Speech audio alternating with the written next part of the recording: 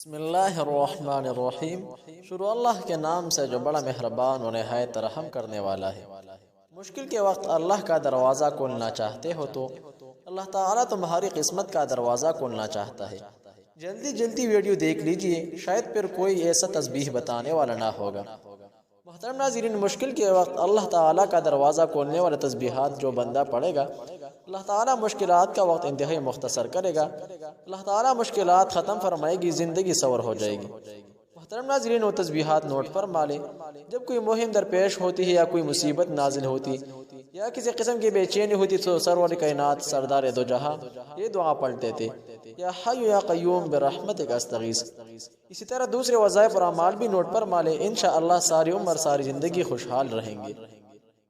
محترم ناظرین، مشکل کے وقت اللہ کا دروازہ کھولنا چاہتے ہو تو یہ تسبیحات لازمی پڑھا کرو۔ اللہ تعالیٰ تمہاری قسمت کا دروازہ کھولے گا، ساری عمر مشکلات و مصیبتیں دفع ہوگی۔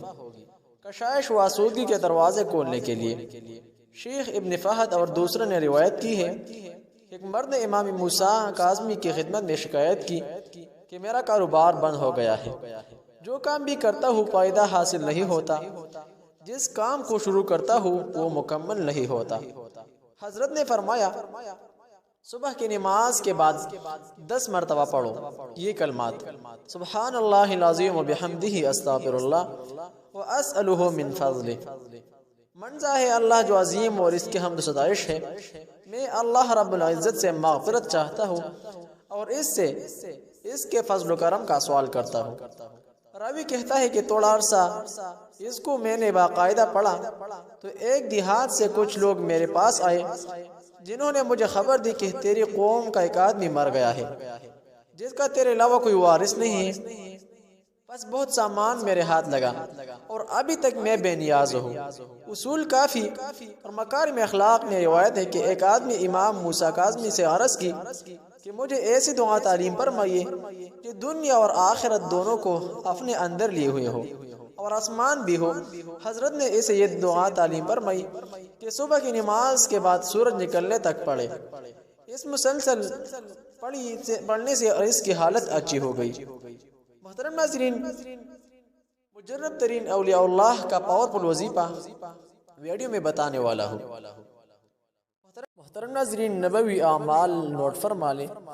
جو بندہ دن کے کسی بھی حصے میں تسبیحات پڑھے گا تو اللہ رب ذوالجلال ساری دن کے مشکلات، مصیبت اور تکالیف دفع فرمائے گا۔ وہ تسبیحات درج ذیل ہے۔ پہلی دعا: پریشانی اور بیماری کے رفع ہونے کے لیے مجرب وظیفہ۔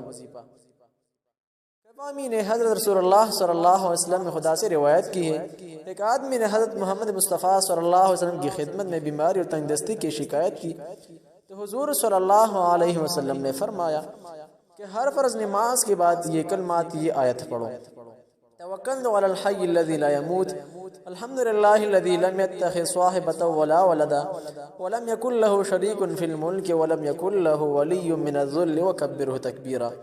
ترجمہ: میرا توکل اس خدا پر جو زندہ ابدی ہے اور ہرگز نہیں مرے گا، اور ہم ستائش اس اللہ کے لیے ہے جس نے نہ کسی کو بیوی بنایا اور نہ کسی کو بیٹا، اور نہ اس کمی کی حکومت میں کوئی شریک ہے، اور نہ وہ کمزور و عاجز ہے کہ کوئی اس کا ولی و حامل ہو، اور اس کی کبریائی بیان کرو، کمال درجے کی کبریائی۔ دوسری روایت یہ ہے کہ حضور صلی اللہ علیہ وسلم نے فرمایا، جب بھی مجھے کوئی شدت و پریشانی آئی، جبرائیل امین علیہ السلام انسان کی شکل میں میرے سامنے آئے اور کہا کہ یہ دعا پڑھے۔ حدیث معتبرہ میں وارد ہوا ہے کہ وسواس دل، قرض، پریشانی اور بیماری دور کرنے کے لیے اس دعا کو بار بار پڑھیے۔ اور بعض روایت میں ہے کہ اس دعا کے اول میں لا حول ولا قوت الا باللہ، کوئی قدرت و توانائی بغیر خدا ممکن نہیں، بھی مذکور ہے۔ محترم ناظرین، دوسری تسبیحات نوٹ کر لیں۔ اول، صبح کی نماز کے بعد سینے پر ہاتھ رکھ کر 70 مرتبہ کہے یا فتاح یا فتاح، یعنی اے بہت زیادہ دروازوں کو کھولنے والے رب۔ دوسرا، درج ذیل ہمیشہ پڑھتا رہے: لا حول ولا قوت الا باللہ، توکلت علی الحی الذی لا یموت، والحمدللہ الذی لم یتخذ صاحبۃ ولا ولدا ولم یکن له شریک فی الملک ولم یکن له ولی من الذل وکبرہ تکبیرا۔ محترم ناظرین، جہاں بھی رہے خوش رہے، سلامت رہے۔ السلام علیکم ورحمۃ اللہ وبرکاتہ۔